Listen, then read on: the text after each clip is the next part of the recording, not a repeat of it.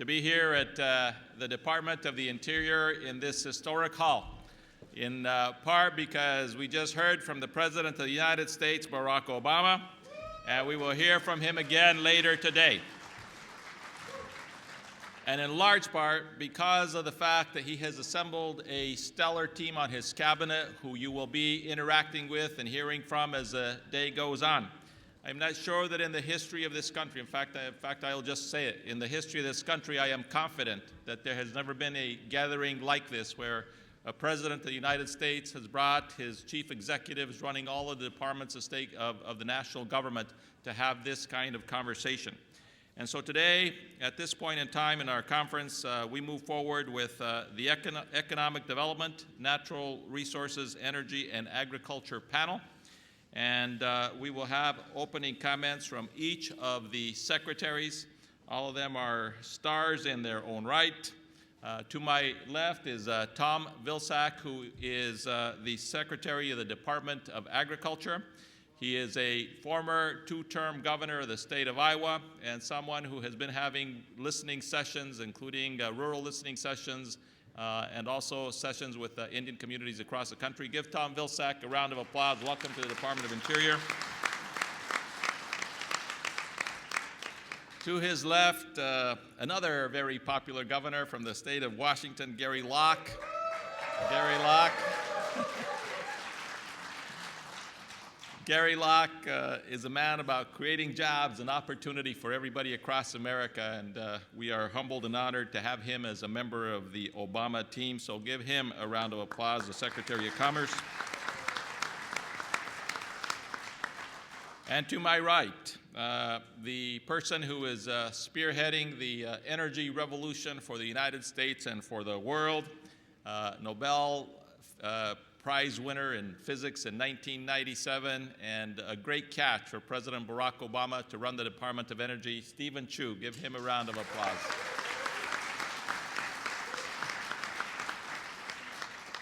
And the person who is safeguarding the environment of this nation and in the world and making great strides in the Environmental Protection Agency is the administrator, the first African American to ever run that agency. And I can tell you, working hand in hand with her, that she is doing a stellar job for President Obama and for this nation, and that is Lisa Jackson, my colleague on the cabinet.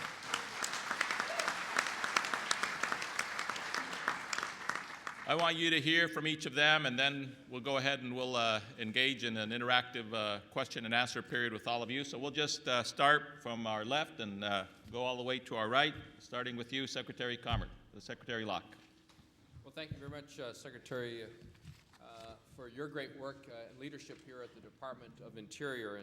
And Secretary Salazar, as you all know, has had a very distinguished career also in the United States Senate and as a law enforcement officer, Attorney General in the state of Colorado.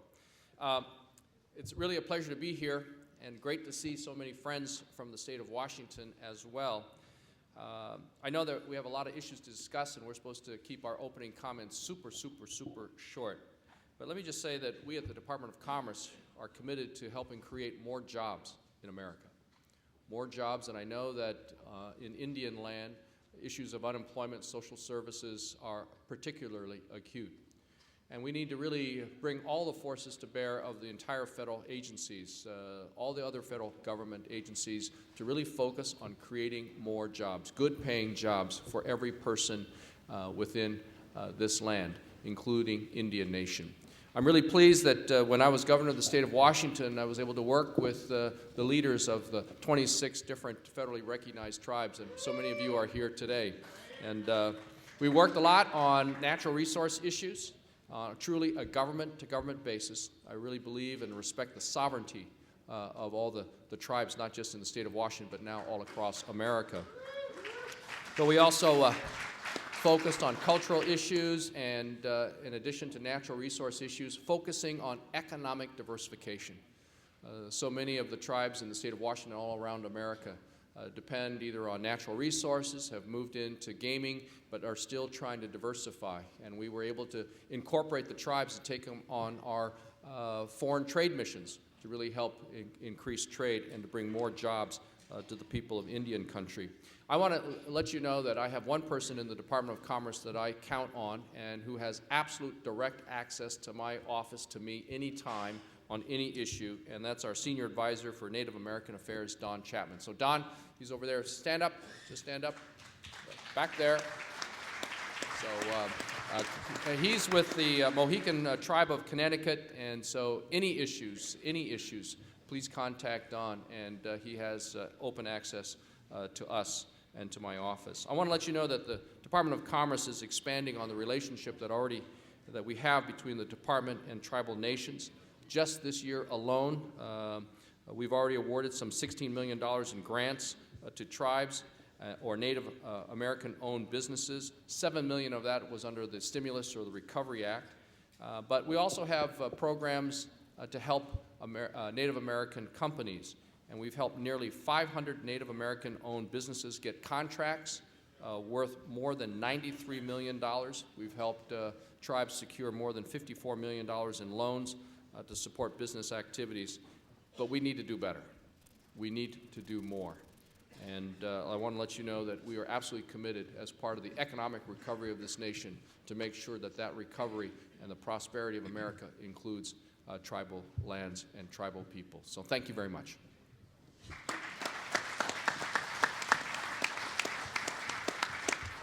Secretary Tom Vilsack. Well, thank you, Secretary Salazar. I too wish to thank you for giving us this extraordinary opportunity to meet with tribal leaders from all over the United States. And I want to say that it is a distinct privilege for me to be in your company today. We certainly appreciate the time the tribal leaders are taking to travel to Washington, D.C., to have this dialogue and consultation. And certainly appreciated that many of you were able to find time to be at USDA yesterday for a series of discussions about our programs. I hope that you learned a good deal about how the USDA can partner with peoples from all over the country. In the brief time that I have, I want to take this opportunity to make sure that you know that we have two very high-ranking officials from the USDA who are here today, who you will want to know and want to get to know better. Mary McNeil, who is the Deputy Assistant Secretary for Civil Rights, and Janie Hipp, who is running our Native American office, are here today.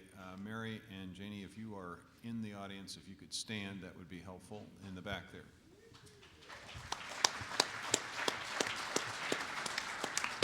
Mary is a proud member of the Winnebago tribe from Nebraska, and Janie is certainly proud of her Chickasaw heritage, and I think these are two individuals that will help navigate through the difficulties that one can experience in a federal bureaucracy. So please get to know them well.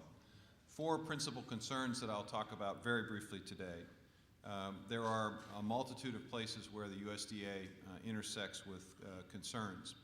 But certainly the Forest Service is one area where we recognize and appreciate that the way in which we manage our forests, 193 million acres of land, must be sensitive to the many important and sacred places that are impacted or potentially impacted by what we do with our Forest Service.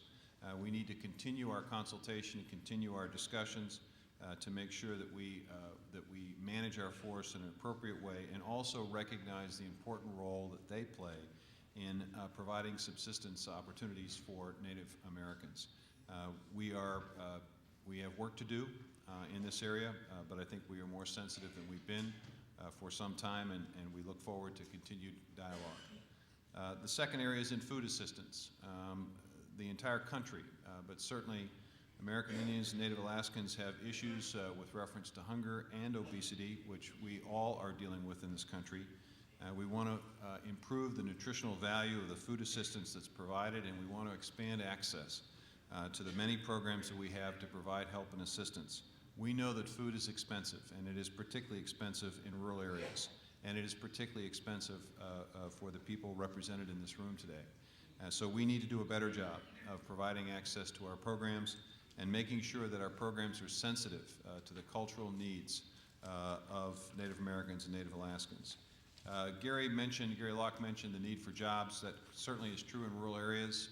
We are looking forward to the development of new ways to approach economic development in regions across the country. We are challenging regions of the country to ask the question, how can we help your place, the place that's important to you, your home area, your region, become a great place to live, work, and raise families? What can we do to utilize the programs the federal government has within USDA to make that happen? We know one of those ways is in farming, and we obviously want to assist particularly beginning farmers and socially disadvantaged farmers for being able to have the opportunity to farm the land and to farm it in the appropriate way.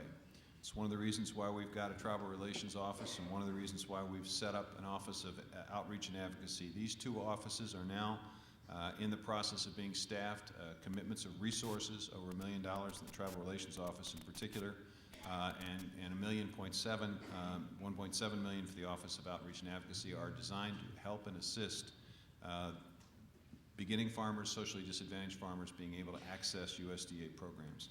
So there is an awful lot of work that we need to do together.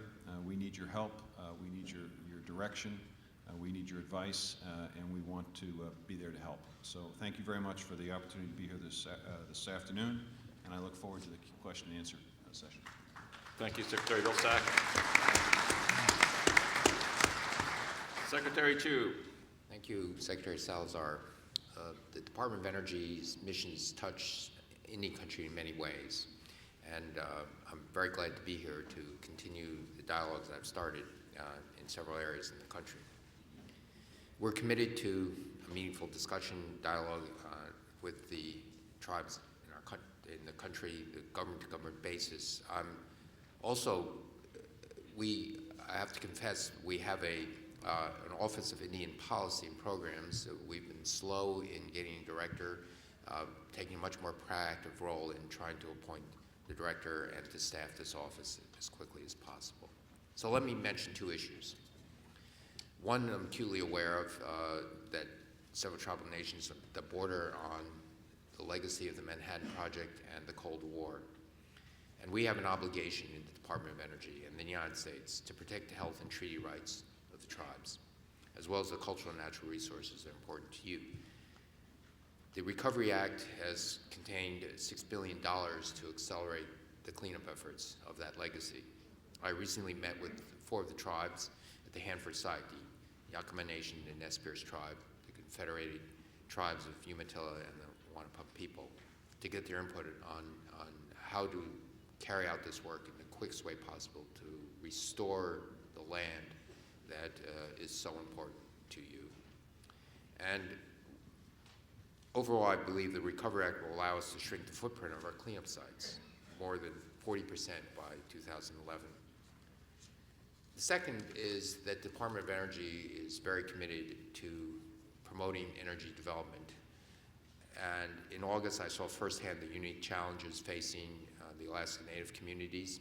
For example, I visited a village where one had to import by barge diesel fuel, heating oil, fuel and oil that costs $7, $8, $9 a gallon, and that's the only source of electricity. And so we are pushing very hard to promote new sources of energy generation, energy conservation, so that the energy, the electricity, the heat is used as wisely as possible. And I saw some very good things. I saw a very innovative project, a new school which is highly energy efficient, and a rural wind turbine that could take care of much of the needs. The department has already put $13.6 million towards 36 tribal energy projects this year. We are also making significant investments through President Obama's Recovery Act in energy efficiency in tribal areas. In fact, we've already distributed $35 million of recovery funding to tribes for weatherization and energy efficiency projects. And we expect to award another $29 million in the next few months. We are going to be increasingly working with the tribes to make sure that this money is spent in the wisest way possible to really help save money and energy. We're also trying to bring more of the Indian country on the grid. And and not only bring it on the grid, but even in cases where it doesn't look like it's immediately possible to bring it on the grid, like parts of Western Alaska, to develop energy storage mechanisms so that more and more increasingly large amounts of energy can be generated on your lands and stored to be used, so that you can get off of this terribly, terribly expensive use of petroleum products. To that end, we are aggressively funding battery projects and stationary batteries that can economically store the energy at hundreds of kilowatt levels that you could have then energy on tap. So these are some of the things that we're pursuing. We're very committed in order to bring new clean energy projects, also committed to have it so that you can actually, in terms of economic development, you have the land, the energy resources, the sun, the wind, and how do we help you develop those resources, both for the benefit of your tribes, but also for the benefit of the country in terms of getting these renewable energy resources. So again, I look forward to the discussion we're about to have. Thank you.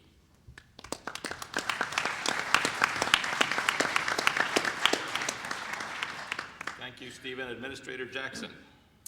Thank you, Secretary Salazar. First, thanks to you for your leadership, along with that of our presidents, obviously, for having this and hosting this historic occasion here in this beautiful space. And to my colleagues in the cabinet, it's always good to see them. They're part of the Green Cabinet, so I see them more often than some. My respect and honor to each and every one of the leaders here today. I will be in trouble if I don't personally take a moment to pay special respects to two tribal communities that formed who I am as a person. The first is the St. Regis Mohawk Nation in Akwesasne in New York. I worked with people there through my career at EPA out of the New York office, and I count still the lessons I learned and the friends I made there. So my salute to you. And second, to the Ramapo people of Ringwood, New Jersey, as a reminder to those of us who, I know these are federally recognized tribes, but a reminder for all of us that others who may not be here certainly still constitute an important part of our heritage here in this country and are also fighting for issues that are important to us. It's a pleasure to be here. It's a pleasure to be in the EPA seat because EPA is proud of its 25th year of partnership. In 1984, EPA became the very first federal agency to adopt an official Indian policy, and not too long ago, I reaffirmed that policy. There are posters of it hanging up at the doors to greet EPA employees even today to remind us of the importance of working together with tribal communities. And it's really important now because we have critical issues on the environmental front still before us. As you all know, almost 1 in 10 tribal homes lack safe drinking water and wastewater handling. That's 10 times the rate of non-tribal homes in the United States today. Hazardous waste sites and open dumps still expose tribal residents to toxins and contaminants. We know that climate change is not a distant threat for a far future for our Alaskan natives and for those tribes who along coastal areas who are dealing with loss of habitat, with loss of rivers, with loss of streams, with eroding shorelines, with loss of heritage. Near where I come from in Louisiana, not long ago, the papers were full of a story where we all know 40 miles of wetland disappear every year, and some of the people hit hardest by that environmental degradation are the local tribes for whom the wetlands are quite simply a way of life. The families there can't find the shellfish, can't find the fishing that make up their economy. The loss of land, the physical loss of land on which to live is more severe than that. And of course, the flooding and damage that comes from hurricanes is widely known as well. And when the young people of a tribe move away, when that becomes lost, when there is literally no place to live, then we're talking about the loss of something that is indescribable. So we're here today to talk about the next generation of partnership. I'm glad to say that we've made some progress. I know that the challenges before us can dwarf the ones that have been behind us in 24 years. I want to give one closing example. 2 weeks ago, the San Carlos Apache tribe began construction on a Recovery Act project. It's for drinking water. It uses green energy, it uses water efficiency technologies, it creates green jobs, and it provides safe drinking water to over 1,000 homes. That's President Obama's clean energy plan in a nutshell. Clean energy, clean environment, and jobs for our people. And that can be multiplied by the approximately $90 million that the Recovery Act set aside specifically for work in Indian country. We want to make sure that we're partners. We want to make sure we address the environmental threats in front of us. As someone just said to me, we want to make sure that it's your voice at the table, not mine's making the final decision on issues that are sometimes hard to judge. And I look forward to working with each and every one of you. I will close by asking my staff to stand. I don't know where they are, but recently we moved our American Environmental Indian Office to the Office of International Activities. Michelle DePass heads that office, and Pete Silva is also here from the Office of Water, which for many years was host to our American Indian Environmental Office. So thank you all. I look forward to your questions.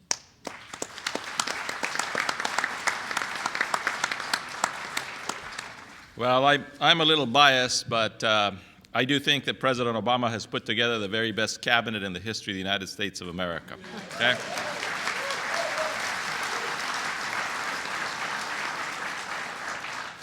We now enter into the dialogue phase, and obviously there are a lot of questions. What I'm going to try to do is so more people can ask questions. If you can limit your comment or your statement down to about a minute, and then we'll also try to keep our responses short. Additionally, there are cards, I think, that have been handed out throughout the audience, and so this particular panel is on economic development, natural resources, energy, and agriculture. We want to capture all your ideas, because then what we're going to do is we're going to take the results of this conference, and we're going to compile them into a report, into an action plan as we move forward. So make sure that before the end of the day, you've written out your note so that we've taken advantage of every one of your brains here today. So all the way to the back, right in front of the cameras.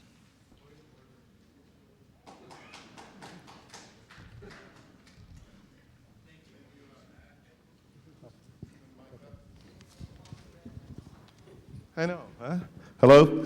Thank you, Secretary Salazar. Winikisak Nitapak. That means good day, my friend. You recognized Chairwoman Cheryl Maltese earlier. We are the people of the First Light. I'm the other chairperson for the Mashpee Wampanoag on the mainland.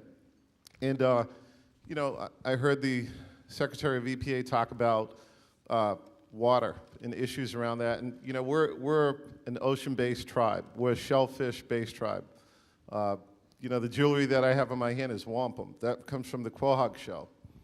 And it's very impactful to us around clean water problems. You know, we have high nitrogen levels in the bay. When we try to fish our quahogs and our shellfish for sustenance and economic development, we're harassed on a regular basis by local EPA, by town agencies, state agencies, and we constantly go to court and we win, but it's painful. Our tribal members get harassed, beat up, and we constantly have to reinforce our laws on the local municipalities and states around, number one, our shellfish beds, which are important to the ecosystem because we know it cleans up nitrogen levels, but also being able to keep these waters clean so that we can provide economic development for our people through fisheries and shell fisheries that are known to our culture and who we are as a people. So we need help enforcing these laws with local states and municipalities across the state of Massachusetts and other shell fishing and fishery states where tribes are located to ensure that, number one, our Aboriginal rights are supported and upheld. Number two, that we get funding for clean water action to ensure that these waters are clean and that the federal agencies do consult with the tribes, like the MMS, if you will. Cape Winds is another big issue. Our tribe, both the Aquina Wampanoag and the Mashpee Wampanoag, you've seen us all over national news taking a beating over that. And these were historical lands. Our history goes back 12,000 years on those lands when the water was above. As people of the First Light, when the sun rises, we have ceremonies. And these windmills will impact our religious rights as well as our sovereign rights from a historical religious perspective. And you know, the media says we just jumped on this bandwagon, and we've been involved from the beginning when they talked about doing this work. And the MMS has consulted with us, but again, our sovereign rights need to be respected. We need your help to ensure that they understand these sovereign rights and that we have a say in the word in how we clean up the ecosystem and able to do fisheries and shell fishing for economic development while not being harassed or impacted by local, municipal, and state law. Thank you. Lisa, you want to answer quickly on? No, I think the only thing I could add would be to amplify and agree with your last statement, which I think encompasses all. The foundation of EPA's Indian policy, and we have words on paper and we are trying to live up to it.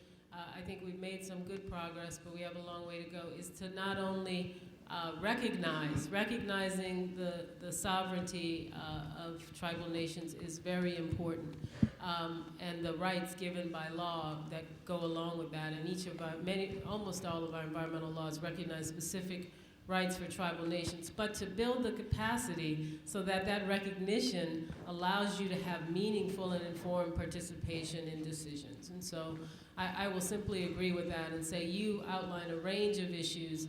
Again, oftentimes in the environmental world, there are pluses and minuses back and forth. What EPA can and must do, in my mind, is deal with the justice of making sure that the voices at the table represent the communities, and in this case, the nations that are affected. Secretary Vilsack has a comment. Yeah, I just want to add that through the USDA, there are programs available for individual farmers through the NRCS to assist them in preventing runoff that could potentially create problems in waterways. And secondly, a substantial amount of resource available to rural communities for wastewater and water treatment. Again, opportunities to maybe prevent the problem from occurring rather than having to deal with it after it's occurred. All right, we're going to do boy, girl, so now it's girl. Over here. Yes, over here on the left. Hotnenson. My name's Francis Charles. I'm the tribal chair for Laurel Akalam tribe. And it's an honor to be standing here in front of the former governor of Washington State, who has tremendously helped Indian country in regards to our cultural and our spiritual lands on Chewichin Village site that was desecrated by a mass destructions of the mills in Port Angeles area, Port Angeles, Washington. And we were fortunate enough to be able to rebury over 300 of our ancestral remains. The issues are that we're concerned with our Niagara in pertaining to some of the laws to change so that it protects not only our ancestral remains, but the other nations. I think this went dead. As well as the non-natives for the protections of some of the pioneer lands that we have out there. Because we are not bordered based with our tribes. It was the non-natives who had put the lands and the territories into divisions, because we are all of one and we have been united. But we ask that the commissions and the secretaries of the state here to address the importance of our cultural resources and the protections of the graves that we have out there that are a national concerns that we have with our environment. So again, I'd like to thank you, Governor. Thank you, Francis. Governor Locke? Well, let me just, Secretary Locke. let me just try to amplify that there are a host of federal agencies, and one dealing with archaeological and historical preservation, and under that jurisdiction, there is to be specific consultation with the tribes dealing with the culturally sensitive lands, especially as we embark on economic development projects on those lands. And as the President indicates, he really wants a very meaningful dialogue and a conversation and consultation with all the sovereign nations, and you all represent those sovereign nations. And so I think that you'll see much more collaboration, much more consultation, and greater sensitivity to the issues that Indian land has with respect to the federal agencies.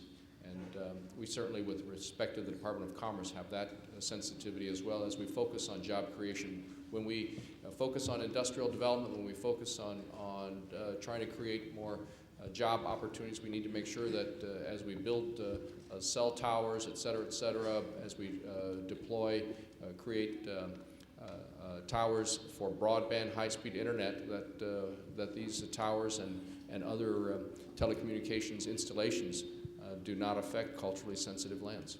So thank you. And Francis, I'll only add that Assistant Secretary Larry Echohawk and Attorney General Holder and Deputy Assistant Tony Ogden and I were involved in a major law enforcement action in the Southwest where we went after grave robbers and looters, and we are not done. And the strong message that we wanted to send is that the federal laws that protect these very special, priceless treasures are ones that we will enforce.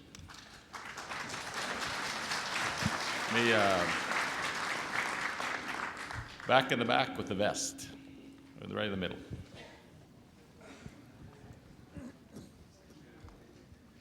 Thank you, Mr. Secretary, for this opportunity. Two items. One, under the Native American Graves Protection and Repatriation Act, those tribes in Oklahoma whose original reservation jurisdictions were subjected to allotment, the National Park Service has refused to allow the tribal, the TIPO, the Tribal Historic Preservation Officer, to have jurisdiction over individual trust properties, although the tribe has jurisdiction over that property and all other matters. The only lands that the Park Service will recognize that are not subject to the state Historical Preservation Officer, SHPO, is those lands that are held in common by the tribe.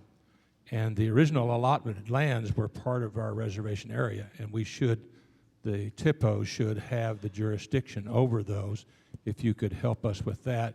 The other is that in the interaction between tribes and state entities, cities and counties and towns, in order for us to have a limited liability in, say, a joint venture sewer project or water project or in any way, the only corporate entities that are not allowed by the Internal Revenue Service to have a subchapter S election where we could create a tribal corporation that could take a sub-S election, invest a certain amount of money in it that would limit our liability, and then use that to joint venture with the city or county or the state. Right now, if a city or county joint ventures with a tribe on, say, a sewer line and there is an accident, the tribe can be sued in Oklahoma court all the way through the tribal treasury. The state entity can claim exemption. 501c3 tax-exempt corporations are allowed to take a sub-S election. C corporations, General Motors, are allowed to take a sub-S election. Almost all corporate entities, and the IRS is using the excuse that it's not one stockholder in the sub-S corporation, it's whatever the membership of your tribe is. So we have 27,000 members. We're the sole owner of the stock in the sub-S corporation as our tribal corporation, federal corporation. But the IRS is saying that there are 27,000 members.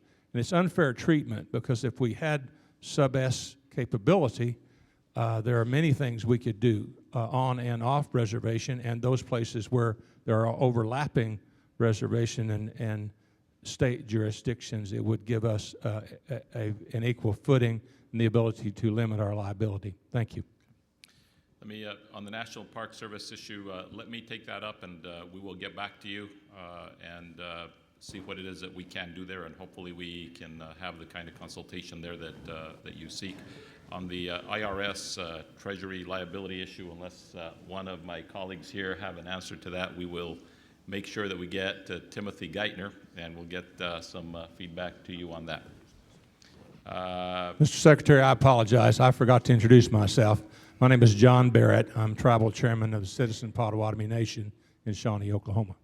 Thank you very much, John. Okay, it's a woman's turn, so let's go to the very back over there. Right in front of the camera, stand up, you got it right there. Right in. Hello, thank you. Tina, can you hear me? Okay. Tina Osceola with the Seminole Tribe of Florida. And this question is geared towards Secretary Locke and has to do with tourism. and specifically the development of tourism in Indian country and the Department of Commerce's commitment. We'd really like to engage in a larger dialogue and expand the scope of tourism within commerce and further define that. Thank you.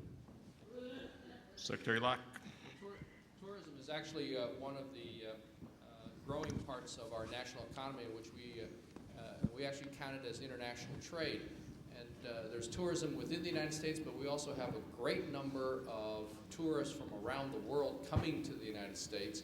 And actually, we have more people coming into the United States than Americans going outside the United States for travel. So we actually count that as a positive trade balance, where we have more people from outside the United States coming in and bringing outside money into our U.S. economy. The Congress just passed a Tourism Promotion Act, which will put an assessment of, I think, $10 for foreign visitors coming into the United States. And that $10 will be going into a nonprofit public-private partnership to really promote tourism of the United States, within the United States. And that will also benefit, quite frankly, Americans who are in these tough economic times wanting to stay at home.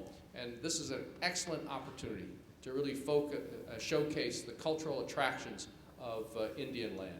And so we have an agency within the Department of Commerce, and so we're very excited about this additional funding that will be made available, and that and we want to work with you. And I urge you to also work with your state agencies.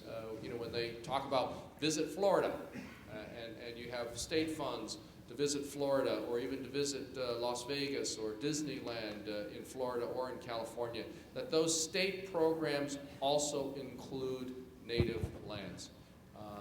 And there's a great interest of people from around the world interested in the art, the culture, the history of Indian country. So, with the new dollars that we're going to be looking at and working with the new non-government agency, we clearly want to promote all the great attractions that we have, and that has to include Indian lands. Thank you. Secretary Vilsack. Yeah, if I might add, just in order for there to be opportunities here, that there may be a need for the development of facilities, community facilities that make tourism more attractive or more beneficial. Just would remind everyone that the USDA has a community facility grant and loan program. Through the Recovery and Reinvestment Act, we've already invested about $15 million in community facilities in Native American areas. Would certainly encourage you to take a look at that program as a way of bolstering what you might be able to attract people to. All the way to the back, been standing for a while with a blue shirt. Thank you, Mr. Secretary, Secretaries of President Obama. My name is Matthew Nicolai. I'm president of Jalista Corporation, one of the 12 ANCSA corporations. We appreciated the time that 4 secretaries came to our region to address our rural issues on fishing, on hunting and subsistence and energy and all the issues that surround Alaska issues. You know, when I listen to all of the problems that we have in Native America, in economic development, in commerce, in energy, our issues are always secondary when it comes to attention from the federal government. For over 200 years, you're the first administration secretaries that we've had the time to visit and talk with you directly as Native peoples. I'd like to ask, as a Native leader, that a commission be created to understand and study the effects of economic development and Native America as a total in all administrations. For this reason, I love to see, just like 20 years ago, I never thought we'd have an African president. I love to see in my lifetime maybe a Secretary of Indian Affairs, that we'd be able to address all our issues as a unified body. We'd love to see that as Native people. Thank you. Thank you. Thank you very much.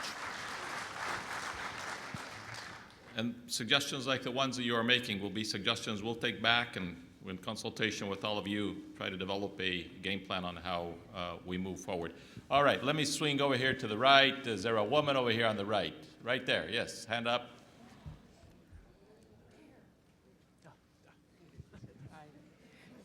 Good morning. My name is Doreen Lampe. I'm the president of Iñupiat community of the Arctic Slope. I have, and I just want to start from the first resolution, which I introduced to you when you came to Alaska for the public hearing. It's ICAS Resolution 2009-09, requesting a resolution supporting a moratorium on oil and gas leasing, exploration, development activities in the Arctic continental shelf of Alaska's Beaufort and Chukchi Seas. And we just recently heard of the really big oil spill in Australia, and we're very concerned about the lack of industry to shut down that disaster. And we just recently passed Resolution 2009-14, and I urge all the Native American tribes, indigenous sovereign tribes of the United States and all the other countries to pass a similar resolution, because they do not have the privilege of voicing their concerns in Australia like we do here in the United States. And I thank you for this invitation and opportunity to speak. This resolution, 2009-14, is a resolution supporting the indigenous nations of the world to declare an international disaster in the oil spill that occurred off the coast of Australia in the Pacific Ocean.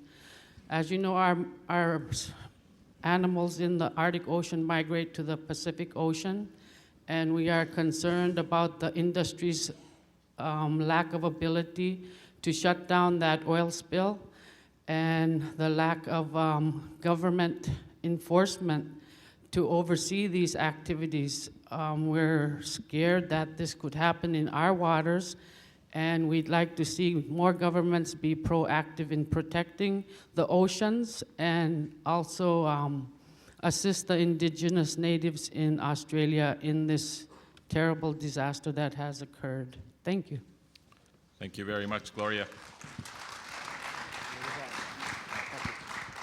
Since that is an interior question, and I do remember meeting you when I was in Alaska, we are in the process of moving forward with a plan for the Outer Continental Shelf, and well, I can't guarantee you what the outcome will be.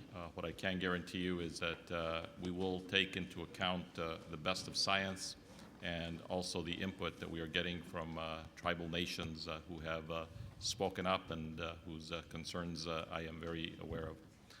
All right, up in the front here. Thank you, Mr. Secretary. Again, Vice President Ben Shelley. I'm going to be talking to all of the panelists up there.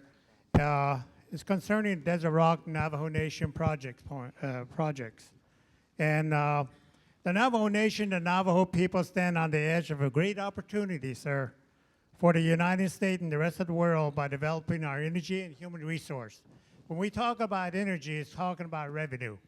And this is a great opportunity for the Navajo Nation to bring in revenue for its government operation. And human resource, naming the employment that's going to create. And I have always said this, when you throw water in a puddle, you see a ripple effect of that. When that ripple effect does happen, it spells economic. It builds home, shopping malls, and so on, schools, and so on. So with this power plant, it will work. And again, I'd like again to maybe talk to the environmental people. We're talking about partnership a lot, and I really wanted to read this to you. It's environmental. For environmental prospect, the Navajo Nation Desert Rock Project will be the cleanest. And as you know, a lot of places in the United States, you have power plants all over. And if you look at all of those and measure the percentage of pollution that it picks up, let me just say this, 90% less is what the Desert Rock Power Plant is going to provide, SO2 PM, and no NOx emission compared to the existing plant. Generating 90% less mercury emission existing plant, less. This power plant will. The other one will be generating 90% less sulfur acid, less than other plant. And the other one is 20% less CO2 than other existing plant. And 85% less water compared to the existing plant out there.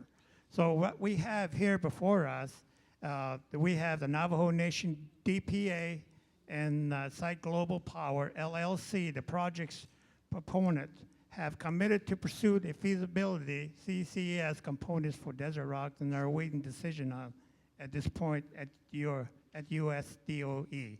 And again, I'm almost done here. If you're talking about business model, here it is.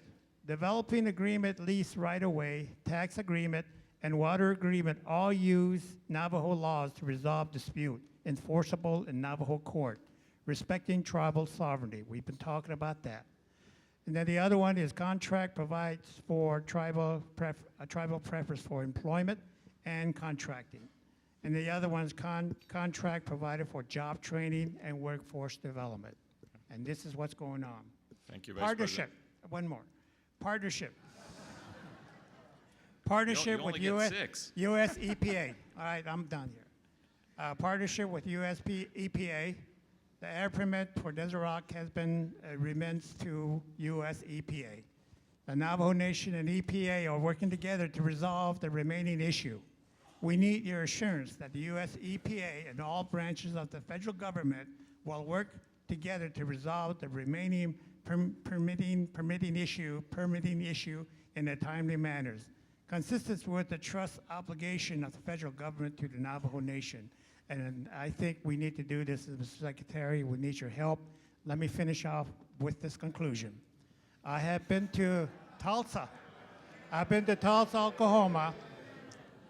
I've been to Tulsa, Oklahoma, talking about energy, and I made this presentation up there. There's some fine point that came out of there. Why can't we become partners? Why can't you use Desert Rock as a pilot project for the rest of the existing power plant? Okay. Desert Rock. That Desert needs to Rock. happen. So We need to Mr. do Vice that. Chairman, if I may, I'm going to have both Lisa Jackson as well as Stephen Chu respond to the question. First, let me just say that Department of Energy is very committed towards developing energy resources, which include coal resources, but with carbon capture sequestration. Specifically, there may be, there's proposals out there, and so I can't really comment on specific proposals that are now under review. But as I said before, the Indian lands have tremendous amount of energy resources, sun, wind, and fossil resources that we remain committed.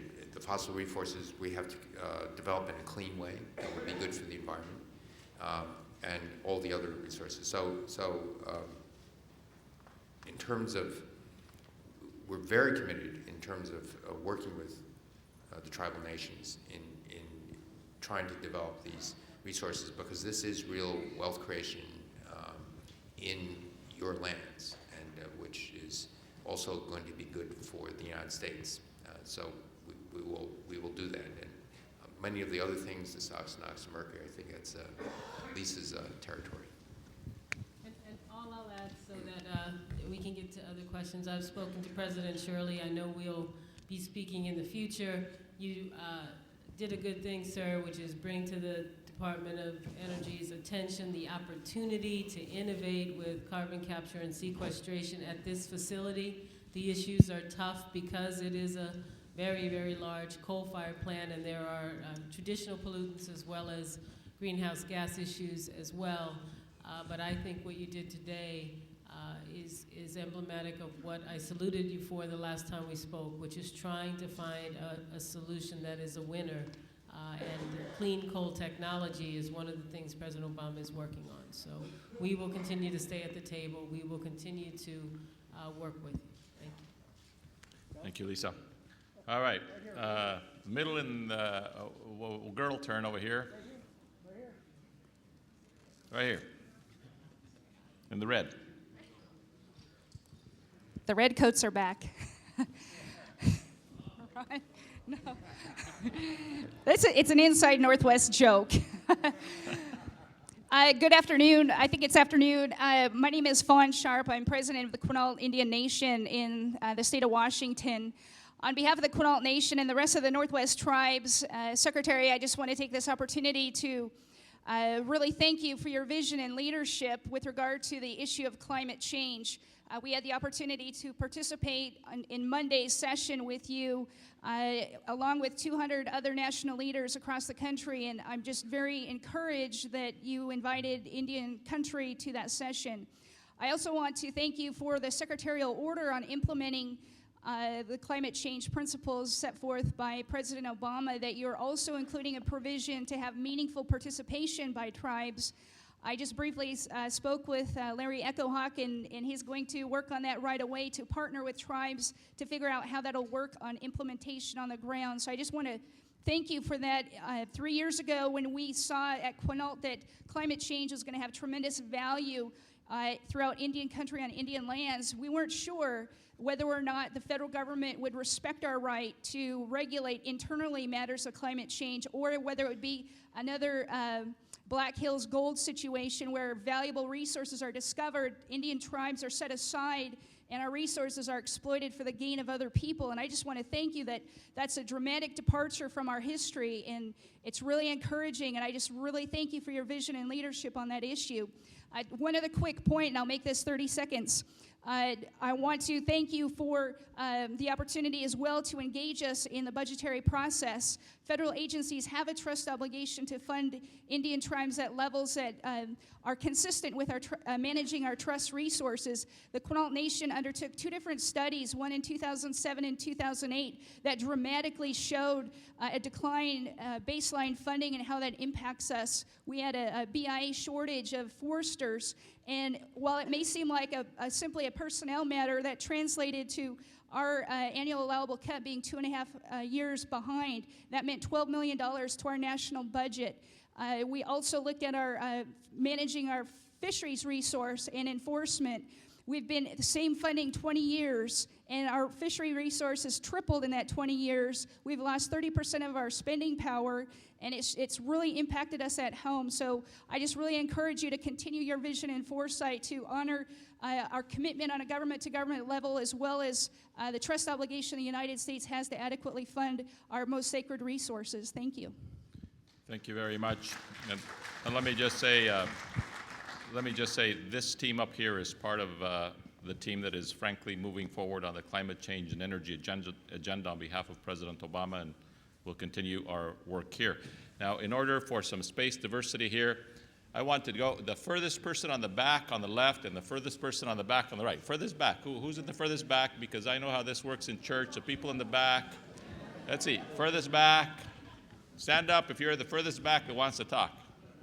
Right. Right there. Thank you. So anybody behind the cameras doesn't want to talk. Okay, you're right there. Go ahead. Stand up. Right there with at the very back. Right there. Yes, sir. Okay. White shirt. Yep. You're on. I have to go over here. Oh, now you can hear me. My name is George Edwardson, Mr. Secretary. Hi, George. How are you? Very good. I'm the Vice President of Inupiat Community from the northern part of Alaska. And you and I have a very, very serious problem. And we got to talk about it then. And that problem is everybody sitting in here eats salmon. And this nursery that we have discovered, and you have in your federal records under the Beaufort Sea Synthesis, a federal report, shows starting from the shores of Alaska to 200 miles offshore, over in the Siberian side, over almost 200 miles to the west of Wrangel Island, and going right past Barrow, almost 100 miles now, is a nursery of the salmon stock of North America. This is no guesswork, this is proven. When a hunter from the north travels and we run into the school of fish, the salmon that are less than 12 inches, my uncle showed us how solid that school of fish was. It was 8 miles wide, 18 miles long, one school, under 12 inches. He stepped out of his boat 9 miles in the ocean and started walking and never went below his knee. That salmon stock is right in the middle of the Chukchi lease sale 193. So everybody that eats salmon have to stand up. We need to protect that, Mr. Secretary. That's why you and I have a very serious problem. To me, we don't eat the salmon because it's too small. But what we eat are the seals, the polar bears, and the belugas that eat that salmon. That's our food. But once that salmon matures, it goes down in the Bristol Bay region, and the humans go in a feeding frenzy to catch all the fish they can. Its nursery is in the Arctic Ocean between the United States and Siberia, and we do really need your help, because this is a food stock of North America, the northern 20% of North America's fish. That is where it matures. This is no guesswork. You have the records. And George. That's what I wanted to say.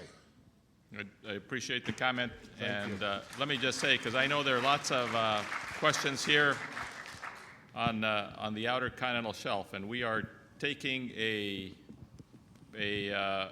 new look because, frankly, the prior administration did not do what we would have done in this administration. So there'll be more that we will, frankly, be talking about on the OCS before too long. In the very back, waving your hands. Thank you. My name is Margot Gray Proctor. I'm a citizen of the Osage Nation, but I represent Indian business. Margot? Margot Gray Proctor. I'm a citizen of the Osage Nation, but when we talk about economic development in Indian country, these are a few of our issues that we have. The land and the trust issue. In order for these tribes to do economic development, I think it was mentioned right-of-way issues. Also, reformation of our 8A program. The other thing is international trade, where we open up the trade and teach the tribes how to do international trade to bring economic revenue into their Indian communities. Entrepreneurism. This is what we've been doing for hundreds, if not thousands of years, is trading amongst one another. But our procurement barriers have always, in government contracting, is a great big issue for us as Indian business people, as tribal enterprises. So I just wanted to say that, and I thank you for the teamwork that you brought today, the fellowship. It's just overwhelming, and thank you. Thank you, Margot. Secretary Vilsack and Locke on these issues. One opportunity that we need to take a better advantage of, and I realize that there have been some issues and difficulties with the application process, but in order to expand trading opportunities and economic opportunities, you have to be able to access modern technology. And one of the President's main objectives with the Recovery and Reinvestment Act was to help to build a 21st century economy. A key component of that will be the access to broadband technology in remote areas. Secretary Locke and I continue to work hard on trying to improve the process, recognizing that there are some difficulties with what we have done up to this point, but there will be additional resources from the Recovery and Reinvestment Act. Within USDA, we're probably looking at somewhere in the neighborhood of $5 billion being available sometime in the year 2010 to expand access to broadband. This is one tool that will allow entrepreneurs in particular in remote areas to be able to expand economic opportunities and expand sales territory. I want to echo what Secretary Vilsack indicated. We at the Department of Commerce also have about $5 billion that we'll be distributing over the next year and a half for broadband, i.e. high-speed internet. And that will enable the tribes and all the entrepreneurs and businesses that are tribally connected to really use this technology to help sell your stuff all around the world. And you need to take advantage of it, and you can sell directly to individuals, collectors, businesses in foreign lands. But nonetheless, we at the Department of Commerce have a whole host of programs to help Native American businesses get more contracts, and we want Native American and tribal owned businesses to be part of the federal contracting process, as well as just securing contracts with other private sector companies, whether it's loan programs. And I know that there are some issues with the Small Business Administration. They've raised their guaranteed loan programs. They have a whole host of programs that are now focused on minority and tribal businesses. But there's a lot more that we can do. I also want to say that on entrepreneurship, we are really focusing in the Department of Commerce on helping new companies. We've created a new office of innovation and entrepreneurship. In the last 25 years, virtually all of the net new jobs in America, have come from startup companies. And we need to really help provide that expertise and know-how to Native American-owned businesses as well. So, and also in terms of international trade, incredible opportunities in international trade, and we want to include more tribal and Native American businesses and industries in our international trade missions as we go abroad. We want to help showcase the great products and services of Native American-owned businesses. And we did that when I was governor of the state of Washington. We actually include tribes and representatives of the tribes and businesses of the tribes in our international trade efforts. Thank you, Gary. Now, there was Margot behind you. There was one other person that I saw behind you. So we're going all the way to the back. Yes, sir, with the green, the green sheet of paper. Good morning, Secretary Salazar. My name is Bill Isle. I'm a chairman of the Cowlitz Indian Tribe, and our Feed of Trust application resides in Interior right now, sort of pending the carcieri fix, and I'm asking that you proceed on a case-by-case basis and look at those and move them forward and help us with our economic opportunity. We have no reservation right now, but we do have lands that are held by HUD, and I wanted to thank Secretary Jackson for the EPA grant we just received for our HUD properties to build a new wastewater treatment plant. Thank you. Thank you, Bill. And we are, on the issue you raise, Larry Echohawk and a number of people within the department are working very hard at trying to get us moving forward on a new policy. So more to come on that very soon. Yes, now we'll come to the middle section. We're doing a little space diversity. The woman in the aisle.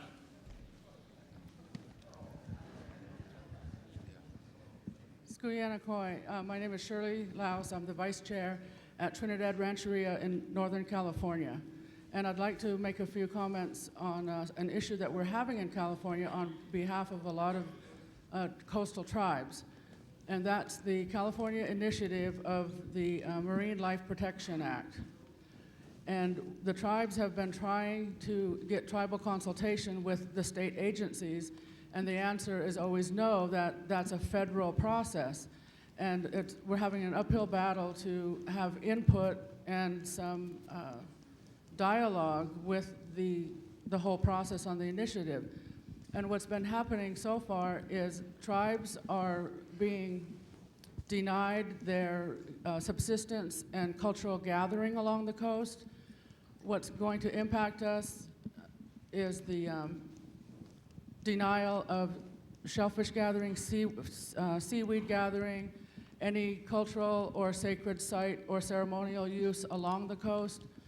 And we just need a little bit of help trying to interact and get some consultation with these state agencies, because the answer is always no. We don't do government-to-government consultation with tribes because they're a state. So we would just appreciate any kind of help or advice how we can have more of a meaningful and real input on this MLPA initiative in California. Thank you. Thank you very much. For our part on the Marine Mammal Protection Act, which falls under Secretary Locke's jurisdiction and NOAA, we will, obviously, the President's order will require consultation of all of our agencies. And hopefully what we will see is that the state governments will also follow the consultation lead that President Obama has set forth this morning. All right. It's about 12:05, so we're going to have maybe time for about 2 or 3 more questions. So who really wants to ask a question? God, look at all these hands. All right. Well, we're going to go right in the middle first here. The tie, white shirt, right there in the middle.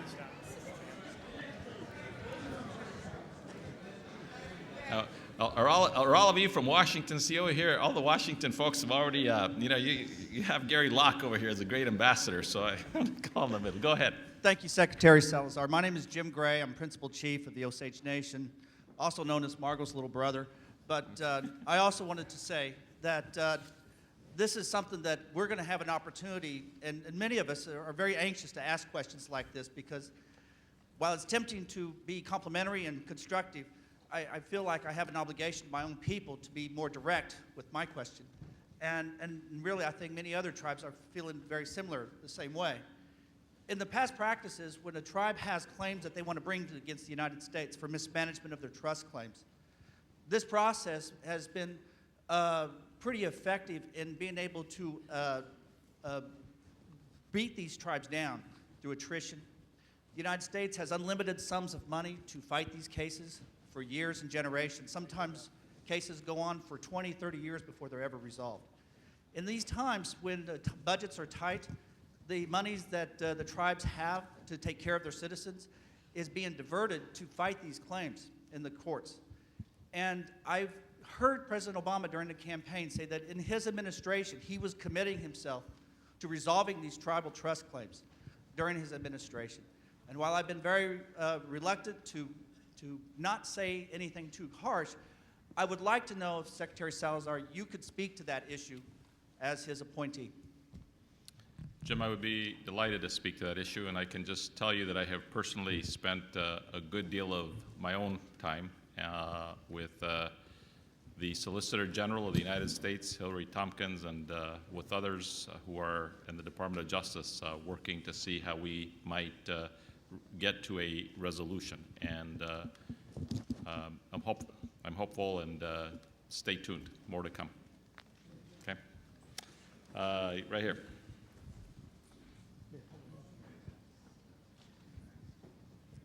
And let me, not to be so short on that question, Jim, but the history of it is true, that there has been a mismanagement of claims and trust assets, and that's why there has been this litigation that has been going on for 13 years. It's been a blemish, frankly, on the whole relationship between the United States and Indian communities, tribes and individual Indians. And so we are committed to changing that, and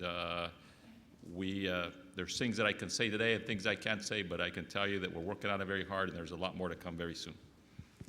Hello, my name is Joanne Polston. I'm First Chief of the Mendishag Tribe of Healy Lake, Alaska, and I would like to ask your support in the development of transportation and intermodal transportation infrastructure development in Alaska. This is key to us in our unique needs in meeting the things that most people in this country take for granted in order to access medical care, safety, EMS, all of the things that most people take for granted. Our unique situation makes quite difficult. This also allows us to access economic development opportunities and other things that would promote sovereignty and self-sufficiency as well. Thank you. Thank you, Joanne. And Tom, do you want to respond to that just a little bit? And also, Ray LaHood is very interested in this issue. He's not part of this panel, but he serves with us on the cabinet, and certainly it is an issue that we will raise with him. Tom? During our visit to Alaska, we saw firsthand the concerns that you've raised about the capacity and the cost to individuals because of the transportation system in terms of being able to access basic services. It is not a circumstance where you simply drive down the street and go to the doctor's office. In many cases, it's an airline ticket that costs $800 or $900 to be able to get medical care. obviously that needs to be addressed. So first and foremost, we will certainly convey your concerns to Secretary LaHood. Secondly, within USDA, there is a business and industry program called the B&I program, which provides long-term loans that might be able to be utilized together with other USDA programs to provide the resources that would allow for expansion of the kinds of businesses that would support those transportation systems. And then third, not to return to an issue we've already addressed, but the whole issue of broadband, being able to utilize technology to make up for distance difficulties that you're suffering. If we could establish broadband, then there might be the opportunity for a small clinic in a village to be able to access world-class medical services through telemedicine, world-class educational opportunities through long-distance learning. So it is one of the reasons why the President is so insistent on trying to get these resources to remote areas. So we will certainly convey your concerns. They are real and they make a real difference to people. Thank you, Joanne. Gary? And I'm looking forward on Monday having a conference call with many of the tribal leaders here today, specifically on the grant opportunities of the broadband high-speed internet program available through the Department of Commerce serving unserved and underserved areas. What I'm going to do is ask my colleagues on the cabinet to close with a 1-minute statement each, and we'll start with Lisa, and we'll move forward this way so that we can keep the conference on track. Lisa Jackson, if you will go first. Well, I'll just end where I began, which is to say I thank you for your time today. The two assistant administrators I introduced earlier are going to stick around a little bit to take specific cards and questions. We can't answer them all right today, but more than likely that the more efficient way would be to promise to get back to you or to your staff on specific issues. I want to say that I remain as committed as ever to a government-to-government relationship with all the twists and turns and good and bad of that. And somebody let Chairman Barry know that I did get the message that he asked about the Tar Creek Superfund site, and I'm going to take a personal look at that myself. So thank you very much. Thank you, Lisa. Secretary Chu. So again, just wanted to reiterate my deep conviction that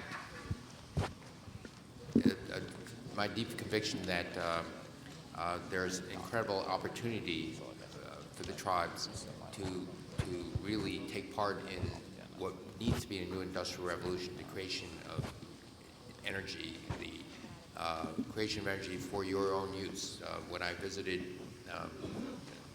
Native Alaskans, I was both touched and worried and shocked about the condition that one doesn't see a connection to a grid. So how do you actually take this energy, store it, and use it in an important way? Let me also say that you're looking at members of the Green Cabinet, and the kind of waking up of the United States towards the concerns of the climate are something that I know you knew and your ancestors knew long before Americans knew this.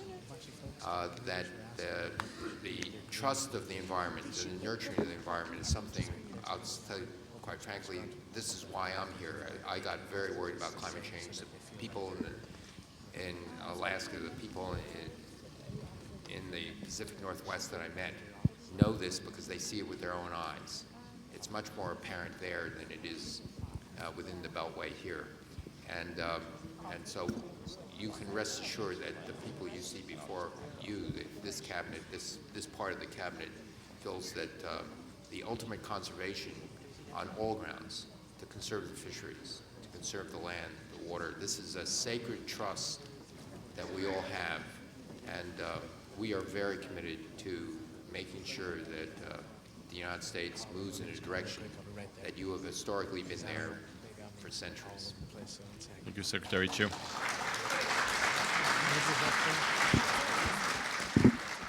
Secretary Vilsack. Thank you, Secretary Salazar. And again, thank you very much for the opportunity to be here this afternoon. It's an honor and privilege to be among the tribal leaders today. Let me just briefly, in the minute I've been given, speak of two issues very quickly. One is the commitment that every single person in this room has to the young people of this country. And within USDA, we recognize we have a unique responsibility as it relates to the tribal colleges and universities. The research and education and economics portion of our mission area is conducting a review of the 1994 institutions to ensure that the 18,000 students that currently go to those universities and colleges are getting a fair opportunity to pursue their dreams and their hopes and aspirations. We take that responsibility very seriously. Secondly, this department has had a very spotty record as it relates to civil rights. While it was formulated as the People's Department by Abraham Lincoln in 1862, it has failed to live up to that standard. President Obama has been quite clear to me and to, I suspect, all the cabinet members that he wants his administration to be reflective of a civil rights legacy that we can be proud of. And I realize that we too have litigation that's been going on for a considerable period of time involving a number of farmers, and we are committed to trying to get that matter resolved as expeditiously and as fairly as possible. Thank you. Thank you, Secretary Vilsack. Secretary Locke. Thank you very much, Secretary Salazar, for moderating this and hosting this in your beautiful, beautiful building. And to all of you, I take very, very seriously the government-to-government relationship between the United States and all of the tribes. I'm really proud and very pleased that with over some 500 federally recognized tribes that we have almost 90% of the tribes in America here today represented. This is a new administration, and President Obama is absolutely committed to a new day, a new relationship with the tribes of America. The President is very focused on job recovery, trying to bring prosperity back to America. And he's inherited a very, very tough situation. Thanks to his policies and the support of the various members of Congress, we have avoided a great second depression. But too many people are without jobs. And the prosperity that the President wants will not be complete until that prosperity also includes Indian country. So we at the Department of Commerce stand ready to work with you in this new relationship, focusing on prosperity for all the peoples of America. And so I look forward to continuing the conversation and approaching this relationship with the same respect and recognition of your sovereignty as I did when I was governor. And I look forward to our conversation on Monday with many of you on the issue of broadband, high-speed internet access and the programs that we at the Department of Commerce in conjunction with the Department of Agriculture have. So thank you all for attending. Thank you.